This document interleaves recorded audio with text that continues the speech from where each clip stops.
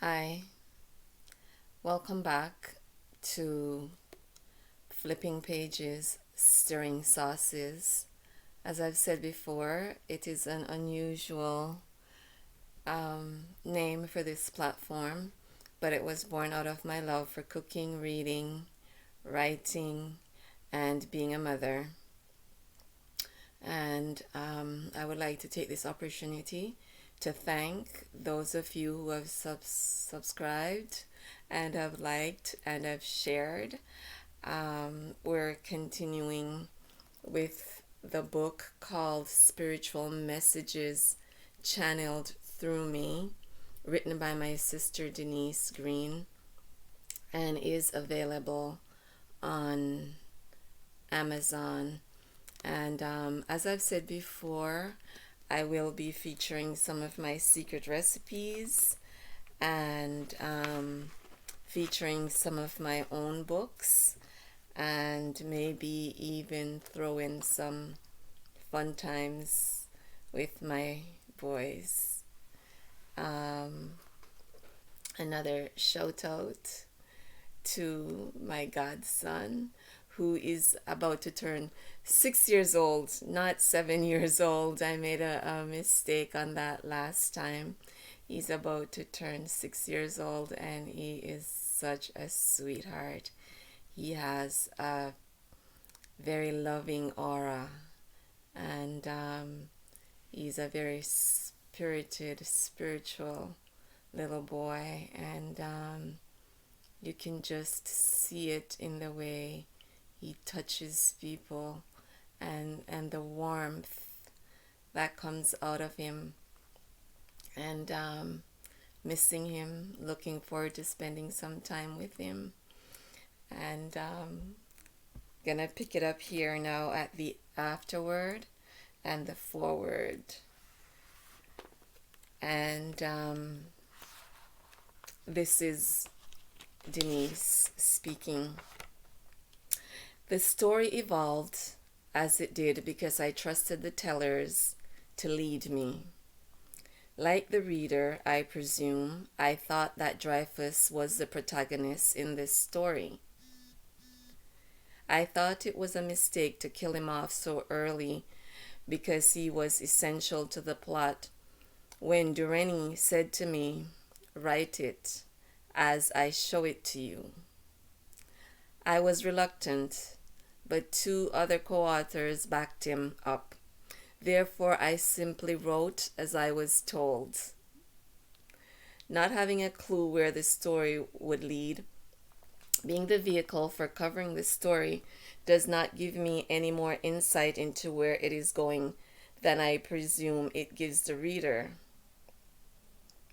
As I may have said earlier, or perhaps thought, my co-authors are the ones who reveal pieces of their lives to whom they decide. What it is they decide when they decide. Thus, in the reader's reading of this story, my co-authors may very well have revealed more to the reader than they revealed to me during the process of my writing it. A co-worker called Kalia Campbell asked me the other day at the start of our conversation, "Do you have an outline for your story?" My response was an immediate and low-toned, "No." Before my speech picked up pace and tone, I write what they tell me to write. When answers are true, they spontaneously just flow or rush out of your being. I did not concern myself with trying to fill pages. Instead, I just wrote. And now I am at the final chapter of this book, delivered as part 3. I am grateful to Ani for allowing me to experience channeling through her journeys. Still, there are many other aspects to channeling, some of which the reader will experience along with me. In part 3, that is, the reader gets to experience channeling with me as I experienced it in my daily life after my channels first open up and my human conscious mind and I started to consciously learn through classes taught by my spirit team. And now we head into part 3. Chapter 16. My experiences with channeling, a testimony of the operations of our parallel worlds. When people commit suicide, it is because the spiritual being that was supposed to keep them here in their physical form on earth has been reassigned. Therefore, they too need to be reassigned. Once in the flesh, the only way one gets reassigned is by leaving one's physical entity. This is true of people in their prime who suddenly die as well. The purpose of the spiritual being assignment changes, not because the purpose of the Creator has changed, but because a different route to get to that purpose is chosen. Alternatively, there are people who, by all accounts, should have left this world, the very sick beyond recovery, the very old beyond usefulness, those who just won't die. They stay because the human being who is supposed to continue their work is not yet here. They are placeholders, meaning in the place of the one who is intended to keep this or that spirit being in this world. In short, the useless body holds the spirit here while the spirit waits for its relief, its successor. It keeps the successor's role on pause until the successor comes. I did not think this up. The process of reassignment and the role of placeholders, it was channeled through me. How do I know? I did not plan to write anything before getting up and getting ready to go to my job today, Monday, May 11, 2015. However, about 10 minutes ago, one of the spirit beings around me called my name and got me out of my slumber. I recognized the voice. It was that of a cousin of a man to whom I was once married. The voice of a priest named Matthew Heloma. It was clear and loud and purposeful. Denise? As in, get up, you have something to do. I wanted to rest. However, because the voice was so purposeful, with a touch of my dad's warm tone in it, I answered, speak. Turned onto my back, closed my eyes, and waited for the message. The conversation between this spirit being and me started with my mind wandering back to my reading yesterday's news on the CNN webpage, listing famous people we lost in 2015. One such person was 19 years old, death by suicide, a twin. He started acting in the television series Everybody Loves Raymond when he was just a year and a half old. I truly wanted to know why. Why would someone with his whole life ahead of him kill himself? The answer came to me as clearly as my name was called. The spirit being embodied in a person who was supposed to keep him here did not show up. In conveying that bit of information, the flip side came to me as well, which is the answer to why. Is it that some people who should have been gone just can't leave? This whole channeling experience is almost laughable to me because people in my work life, people who one would never guess would say certain words of confirmation to me, are actually validating my experiences. 2 evenings ago, a co-worker, Kayla Campbell, and I were talking about my writing fiction and the dream I had about a white man rescuing a black slave and her 2 children. Out of this white woman's mouth flew these words, "Is it fiction, though?" Stunned, I looked at her. She paused while holding eye contact with me and continued, "Maybe it's not fiction. Could be somebody has a story to tell and wants you to tell it." There was no wavering or hesitation in her statement, just pauses and a tone as though she were delivering a message. The tone and the pauses setting the environment for me to hear what she was saying to me. Her statement gave me room to start telling her about my co authors of this book and how it all started with a girl climbing aboard a ship, a girl whom I finally decided to follow. With a slight tilt of her head and a show of her palm, her verbal response was a confirming, "There you go." Somebody, something, a spirit being woke me up to convey to you why people commit suicide. Now that I have an answer, I also understand why I cannot and would not suicide despite there being no joy or companionship in my life. My life is not about companionship and being loved by a man or children or friends or family members. My life here is not about me. It is about what I need to do for the purpose. I am okay with that. I don't feel used because I now realize that I made the decision to take on this mission, but I do feel cheated. Not feeling used is different from feeling cheated. I feel cheated going through life knowing that I will never get the love that I once gave, knowing that due to deception and disillusionment, I could never have a healthy relationship with a man or a woman as I'm not so inclined. I feel cheated knowing that I'm condemned to going through life without ever laying in the safety of a trusted husband's arms. I feel cheated that my youth was taken from me before I even got the chance to experience what it is to be a youth, dealing only with the cares of a youth without trying to mold the lives of two children while providing for their basic needs. I feel cheated that I was burnt out being a mother before I was able to enjoy my children. I feel cheated that I spent the last 18 Christmases by myself. I feel cheated that I made all these decisions about my life as Denise while in preparation for coming to Earth to experience the regression of what it is to be human, and that my human self has to bear what my spirit had determined while in a more advanced state of consciousness. The pure spiritual form. That's some powerful stuff right there. I feel cheated that wickedness shortchanged my father of his being able to reap the rewards of the efforts he unwaveringly put into my life. I feel cheated that he remains my rock, even in his changed form, instead of my being able to provide for him while he remains yet in his physical self. He was my pediatrician when formerly trained doctors did not know how to heal my physical ailments.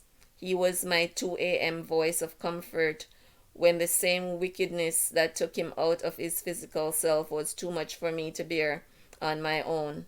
Not to mention a comfort of my knowing that I always had a safe place to call home because of his physical labor and the careful spending of his money, and because his house was expressly stated and intuitively understood to be my home. "You can always come home, child," he always said, "or anywhere you are in the world and you feel like coming home, come home." Just to know I could always go home from wherever I was in the world. I feel cheated that my spirit, while in this advanced state of consciousness, required me in my human self to live a life of isolation. I must apologize. I will mispronounce words. I will misread sentences. I will do my best to correct them. And as I've said before, I'm not a perfect human being, so you will not get perfection from me here. I will read that last paragraph again. I feel cheated that my spirit, while in this advanced state of consciousness, required me in my human self to live a life of isolation and pain, devoid of companion, love, in order for me to get my work done in my human self. And through my feeling of being cheated, I now see merit in people attempting suicide, believing the next time around will be better, believing that they will be what they envy. As stated, feeling cheated, I I experience it. As stated, feeling cheating. As stated, feeling cheated as I experience it is different from feeling used. Feeling used is when someone or something intentionally makes you a vessel in advancing him or her to itself without an intended benefit to you. Please understand this. Your freely giving simply for the sake of wanting to help is in contrast to being you're used. How? Your freely giving nurtures your spirit. The receiver, although he or she may have nothing to give in return, is not necessarily using you maliciously. And that is where the line is drawn between feeling used and feeling useful. I feel useful. I can relate to what Denise is saying here because I see giving as a pleasure and a privilege. Why do I not feel used in my purpose for being here? My purpose for being here on earth is to elevate my spirit. To have the privilege of imparting this knowledge to others is really a bonus for me. It is my dessert. Wow, that's some dessert. I cannot adequately convey to the reader my feeling of knowing, growing, and discovering my higher consciousness.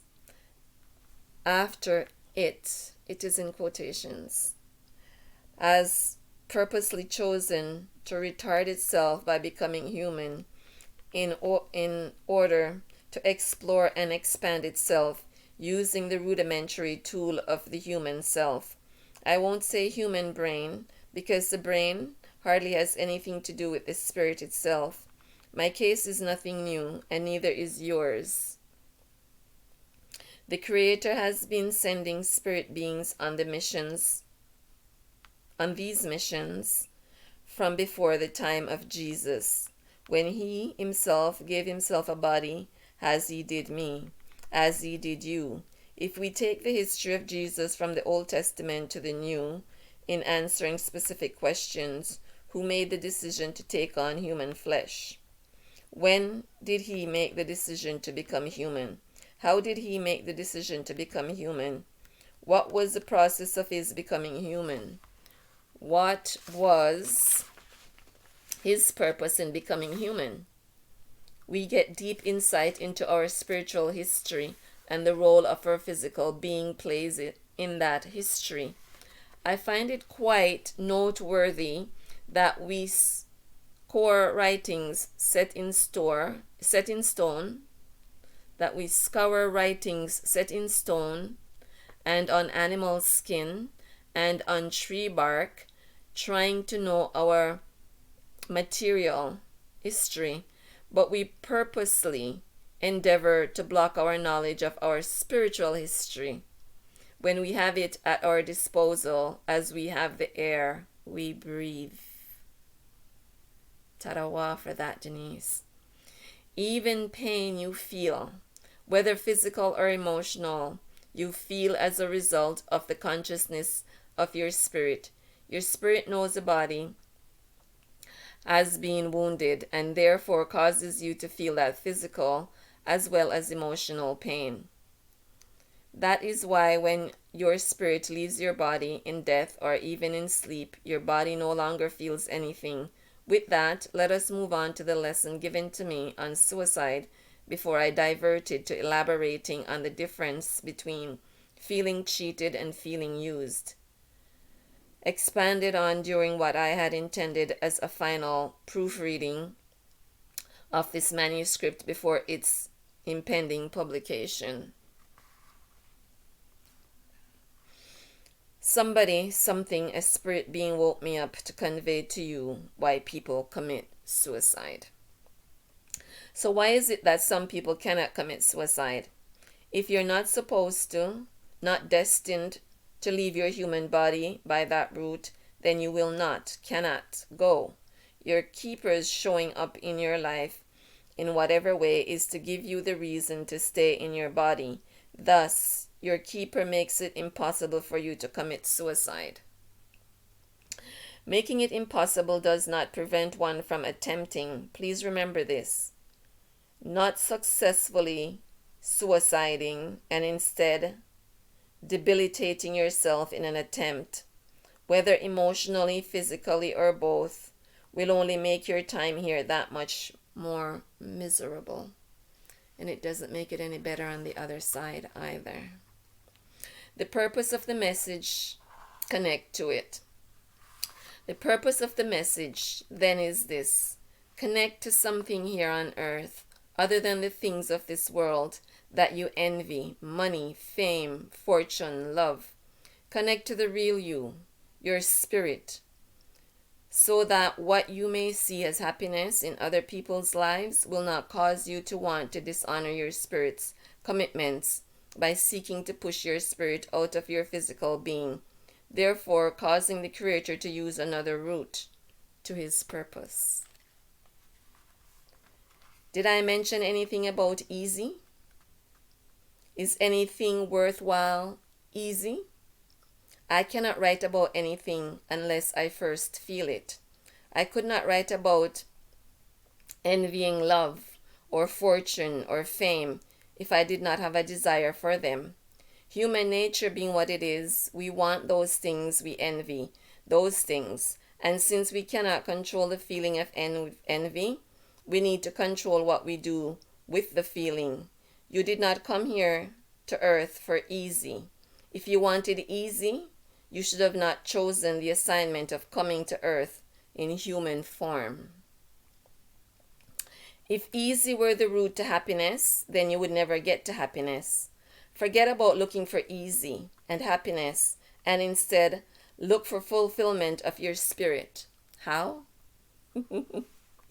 Answer these questions. What do you do for society that makes you feel worthwhile? What do you want to leave in this world when your spirit moves on? When you find it and you do it, whether or not you get fortune or fame from it, you will still get fulfillment from it. Take it from someone who has spent her last 18 years writing, sometimes as many as 18 hours per day, and who has yet to gain a penny in profit from it, but has no intention of ever giving it up. Not for fame, and not for fortune, not for money, and not for love. Not for ease of life, not for all, and not for any of the things I envy. I wake up for writing and I go to sleep so that I can wake up for it. It is my purpose. It is my life. It is my closest friend, my fulfillment, my happiness. It found me and saved my life twice. How do I know you have found it? Or how do you know you have found it? Answer this. Would you still do it if you had to pour all your free time and limited financial resources into it, even though you stand never to ever gain a cent in financial profit from it? Answer this one too. Would you still do it with all your passion if not a soul else in this world cared one minuscule bit about it? If your answer is yes to both questions, then you've found it. If your answer is no to the second question, allowing for the fact that people need to eat and pay their bills, then you need to look further within yourself for your purpose. My purpose is not your purpose. Your purpose is not your children's purpose. Don't envy people in their purpose. Instead, be happy for them, knowing that their purpose is not yours. They have not taken your purpose from you in some sort of zero-sum way, because no one can take your purpose, and neither can you take anyone else's.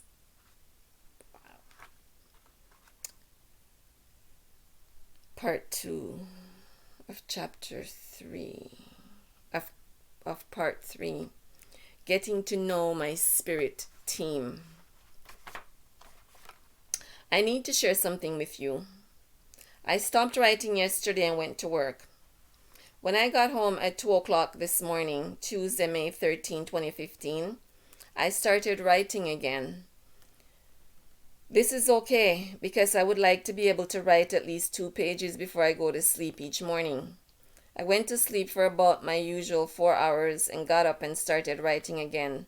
My intention is, as I am writing this, as it is occurring, to continue Ani's story. But whatever being woke me up yesterday morning is not letting go of this purpose. Information. It wants me to deliver. I am a bit annoyed because I want to finish the story so that I can get on with other things in my life. I don't appreciate anyone or anything trying to control me. I don't know the name of this being, but if these external spirit entities threaten to overpower my spiritual element of myself, then I'm going to shut all of this channeling stuff down and go back to writing about incidents in my daily life. My brother Lennox warned me about these entities gaining control of me when I told him about my co-authors for this piece of work. Yesterday, my co-worker, Stokely Davis, cautioned me of the same thing and questioned me on whether I should be having access to my gun at work.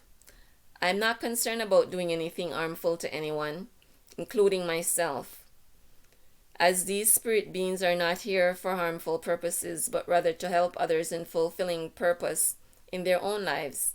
I even feel grateful that the pages are filling up without any real effort from me. But what annoys me is the forcefulness.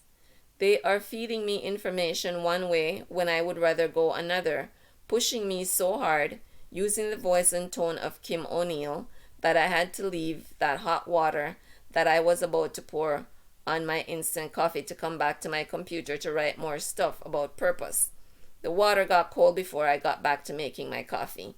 You know, my psychic abilities could have developed years ago, about 6 years ago, but for the same compelling reason, the forces were showing me everything happening in Calgary, and therefore causing me to feel what felt like everyone else hurt, in addition to my own.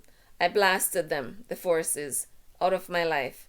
I didn't appreciate being awakened constantly from my short periods of sleep to be told about the pain of people in Calgary who just experienced the loss of a loved one in a car accident, or the feeling of a gang member or a political activist being murdered in a distant place, or the woman being murdered in a domestic dispute, or a captive situation.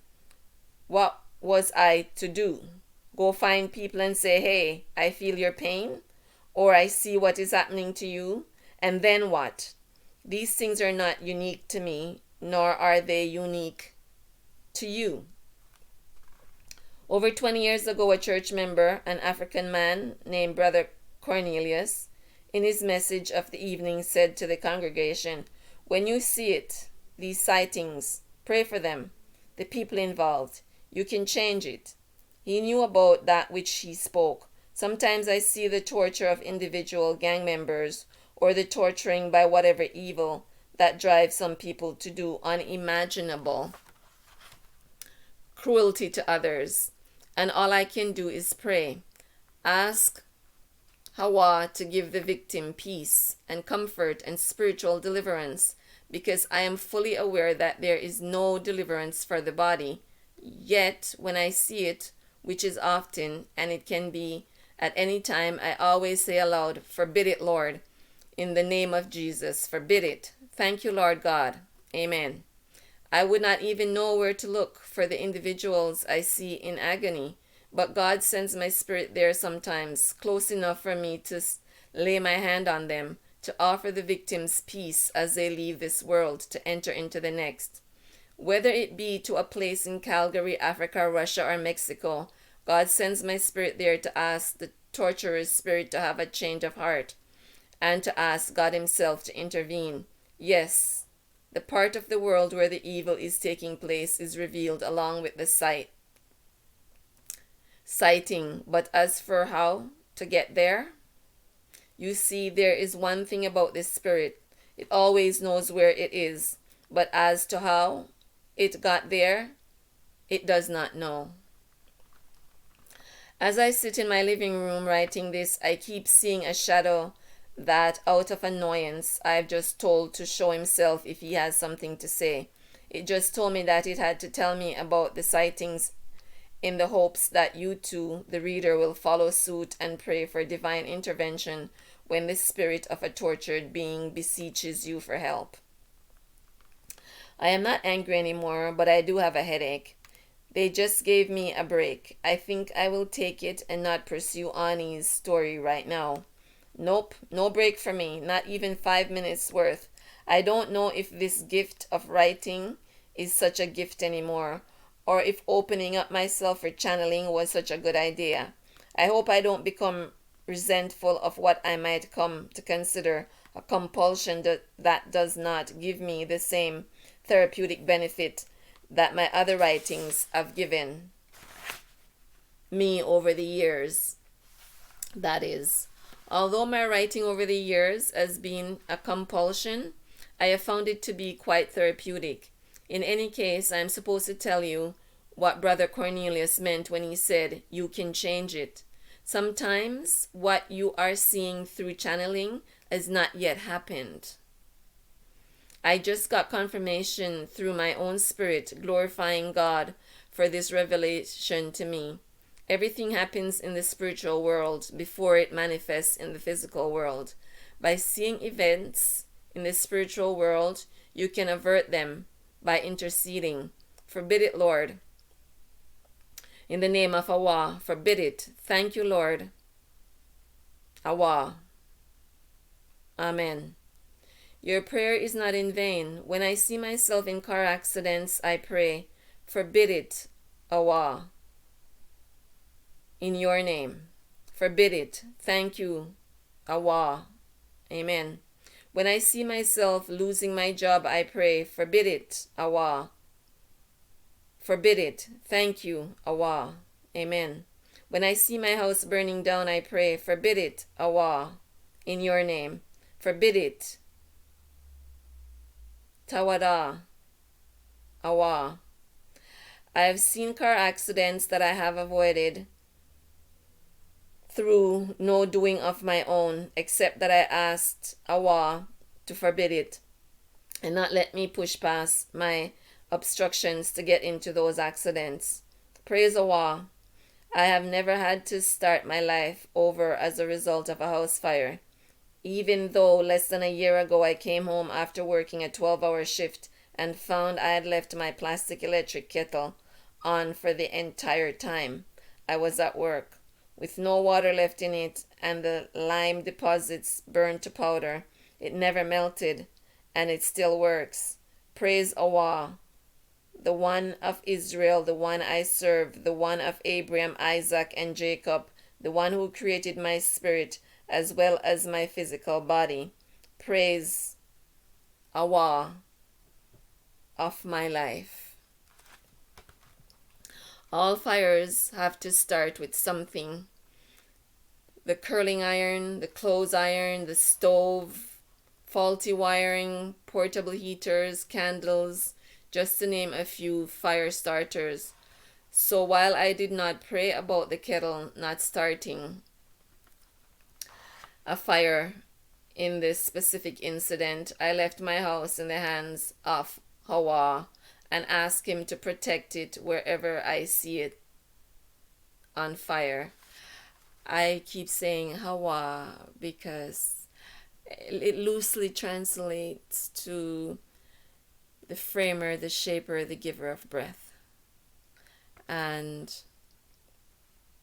Yahweh and Awa is the proper name that should be used for the Creator. My role in this is not to convince, it is simply to reveal, to strengthen what you already know. Nobody's spirit is that unaware that it does not know. Nobody's.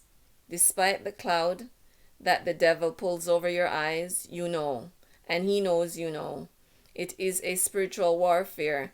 Do you think people are evil? Evil. I don't need to define evil for you. Look around. And do you think they do evil things just for the hell of it? Please. Who do you think you are kidding? Clearly, this force, this spirit being wants me to talk about evil. Wow. One after the other, they came in just one day. I now understand what Kim meant when she said, they all want to talk to you, Denise.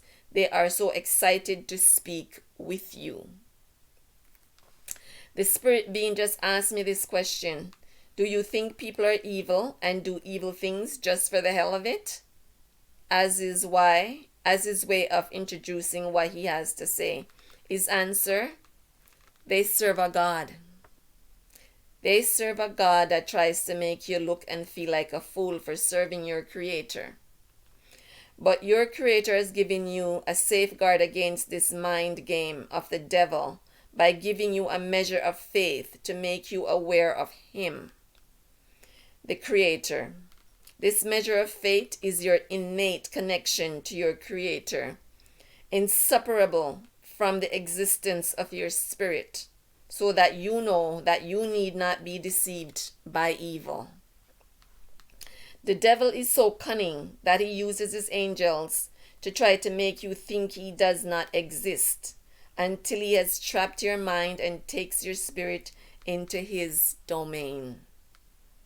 Read carefully and pay attention. The devil uses his influence to try to convince you that you are foolish for thinking that he exists. He tries to make you hate your Creator, blinding you with things of the physical world, the things that you envy when you acquire some success through what you think is your hard work.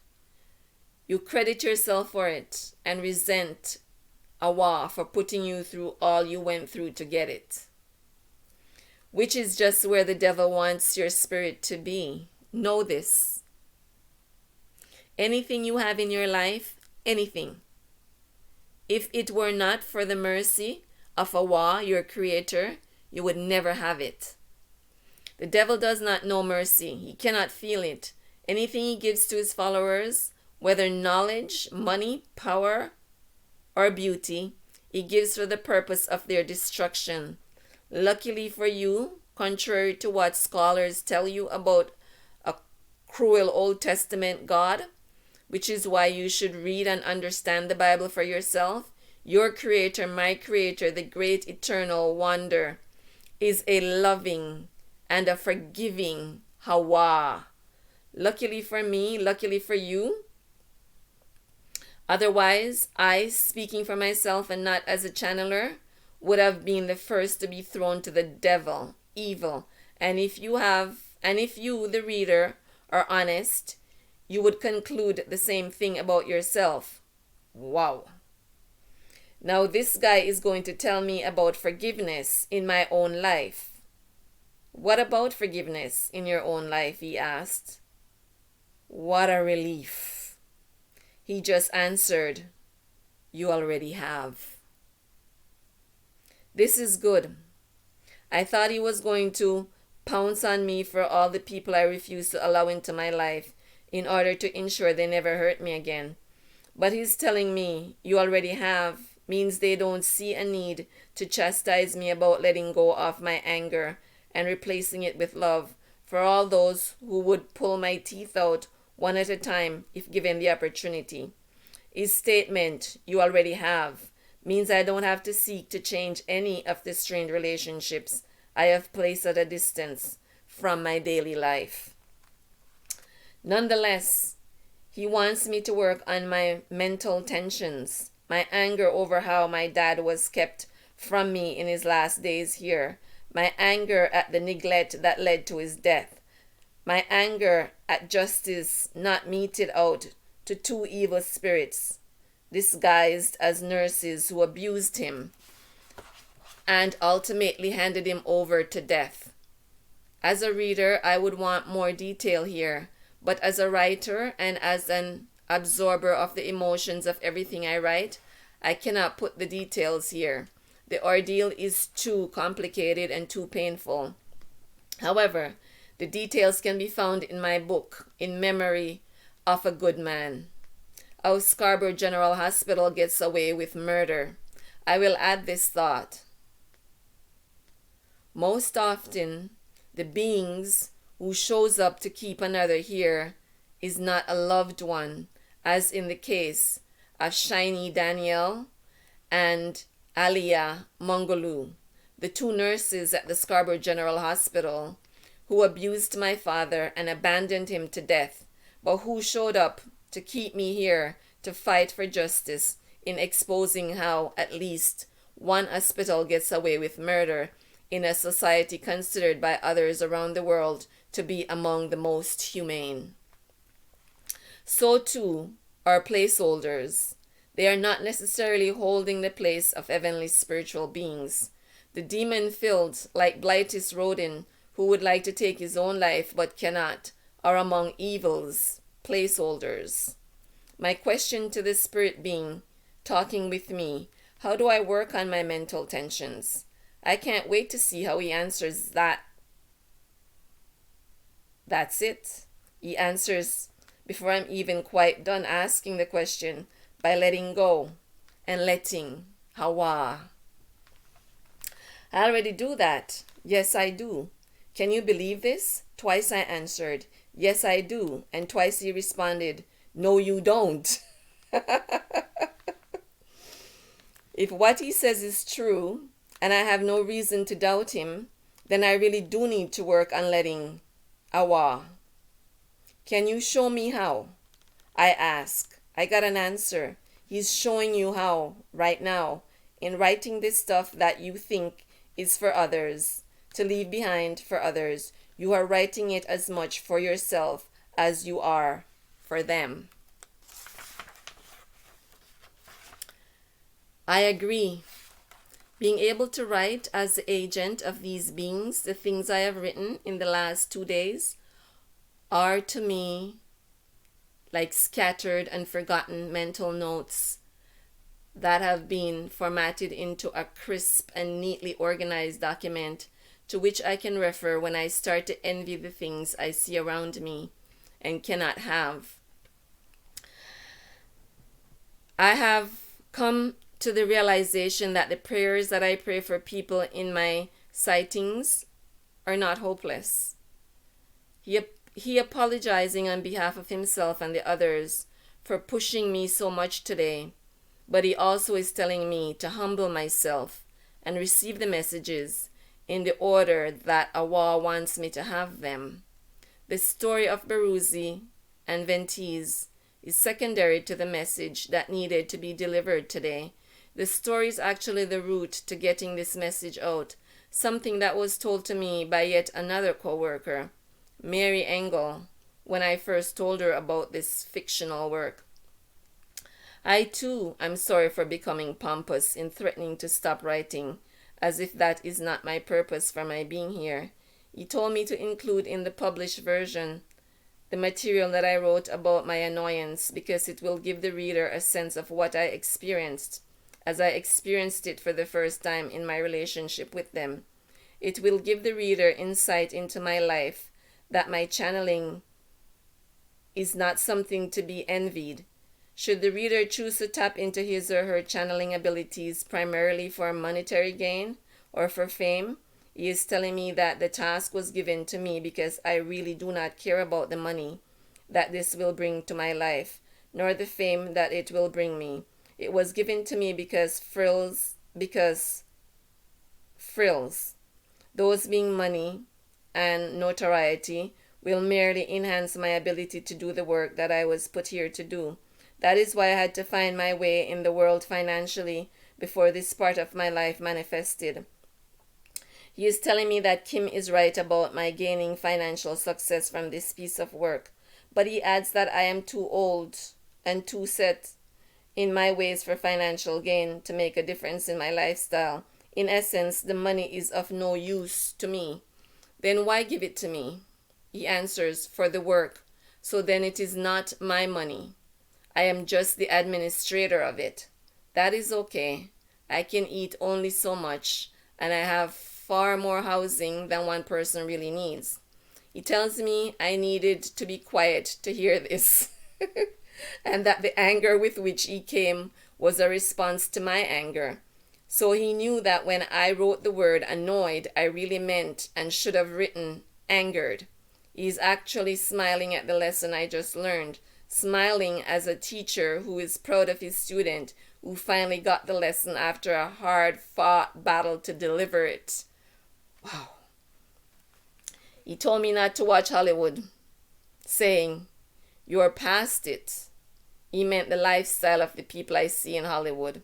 He backs up Kim in telling me that I will do great things and not to feel so small out of fear when I hear that, and not to worry about how things will get done because I am just the vessel of what is to be delivered. I look at the number of pages at the bottom of my computer screen, 166. And I believe him. I believe him because I had doubted Kim that I would have been able to write 2 pages on this subject of channeling, but then stepped into this work by faith. Now I am a believer. I now understand a little about these beings and how they work. I also now trust them and hope that they will reveal more of themselves to me. He just told me they will. I think the reader and I are both lucky in that we are growing in a relationship with them from the infancy of my conscious relationship with them. What I mean by growing is that we are learning step by step what they want us to know without us having to guess at what to do next in order to learn more from them. Their lesson plan is not simply a matter of abstract theory, or they say this or they say that, without my being able to challenge what they tell me. Instead, you and I get to know them at the same time and on the same level in the way that human beings develop relationships with each other. For example, you and I both just learned how conflicts are resolved between the spirit beings and the channeler, and that we can relate to them as we relate to human beings. Update. In Book 6, they teach in detail how the channeler prevents reaching a state of being burnt out as a result of living between the two worlds. They have a lot of work to do in this spiritual warfare, and they're looking for me to recruit helpers. They actually believe I can vet. He just told me, "You will not be the one doing the vetting. I believe I have the skills to do it. As I have said to people in my life, I can walk into a room and within seconds tell you how every single person feels about me." He just told me, actually fluffed me off. That's good, but that is not your job for the work that lies ahead of you. A classic example of what I meant when I said we can relate to them as we relate to human beings. I am not offended. For 2 reasons. I just learned a lesson in humility, and I'm relieved that I don't have to burden myself with getting it wrong. I am fascinated by this window that has been opened to me, a window that has been open all of my life, but which I was not ready to look through, a window that remained open despite my aloofness. This is what I meant about serving a patient and merciful Hawa. Instead of simply handing my work over to someone else, someone born in an environment wherein his or her mother is a professional psychic, he revealed my purpose in life to me when I became spiritually mature enough to handle it, spiritually aware enough not to try to take credit for what is not my doing, spiritually aware enough to not let my ego get in the way of what it is to be done. I will read that again.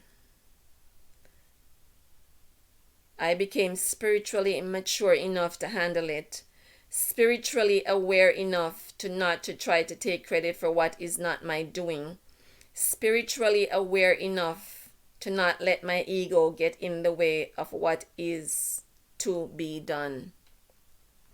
This being who has been in conversation with me for the last hour is telling me that he is about to leave but wants to answer a question for the reader regarding the voices I heard today and the presence that accompanies each voice. Present tense is on purpose because that is how they exist in the present. Today's channeling started off with a voice of indeterminate gender because I was calm and open to hearing what any voice had to say. I had put time aside for writing today, therefore the messenger dealt with me according to my calm mood. He, like the others, had waited since yesterday to speak with me, respecting the fact that I have to work for a living. They knew today was my day off, a day when I feel it is okay to be not as productive as I could be because I just finished a week's work at my paid employment in the span of 3 days. Even so, they did not want me wasting the day. My anger came at not getting a chance to even make breakfast, never mind eat it. You see, after writing the lesson on purpose, I felt I had been productive enough to get enough to go eat my breakfast. While filling the kettle with water for my coffee, Kim's voice started speaking to me. It was necessary for them to start with Kim's feminine, familiar, trustworthy voice, infused with the spirit she exudes.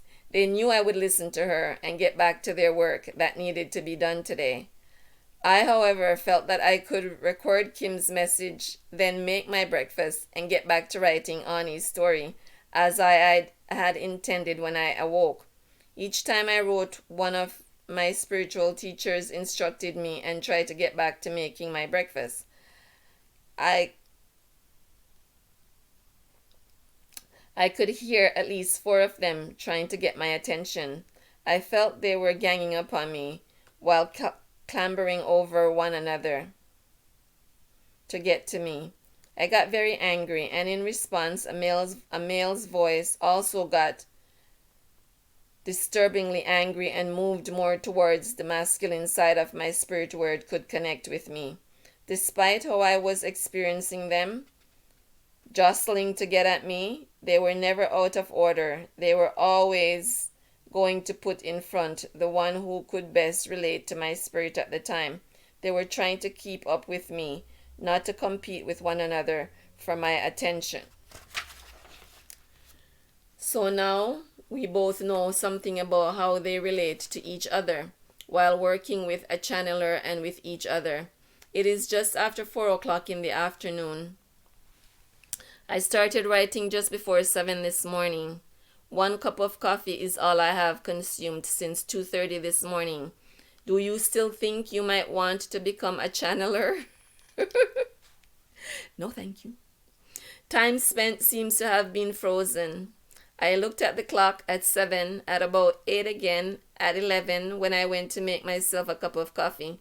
The next time I looked up was about 1 p.m., and now it is after 4 in the afternoon. I feel it has been a day well spent. Thanks to that not so gentle mental whipping from my angels. If nothing else, I have a better sense of how to relate to them, and my trust in them has grown. They care enough about me to force feed me the spiritual food that I needed at the expense of the scrambled eggs I was planning on eating at 11 o'clock. They know more about me than I know about myself. No, this group of messengers that came today were not my co-authors for the story of Baruzzi and Ventese. Today's group came with a certain urgency and seems to have moved some distance away, though not going entirely, since delivering their messages.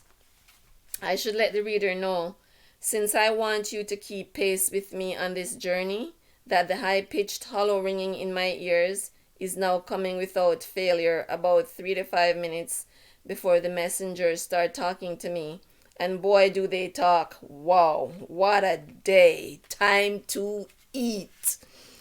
And we will leave it there for now. We will pick up next time with the sources. I would like to say Tawada, which means thank you in ancient Hebrew, for the time that you've spent with me. And if you've enjoyed it, or even if you haven't enjoyed it, I humbly ask you to like, share, subscribe, and comment. Until next time, I wish you Baruch and Shalom.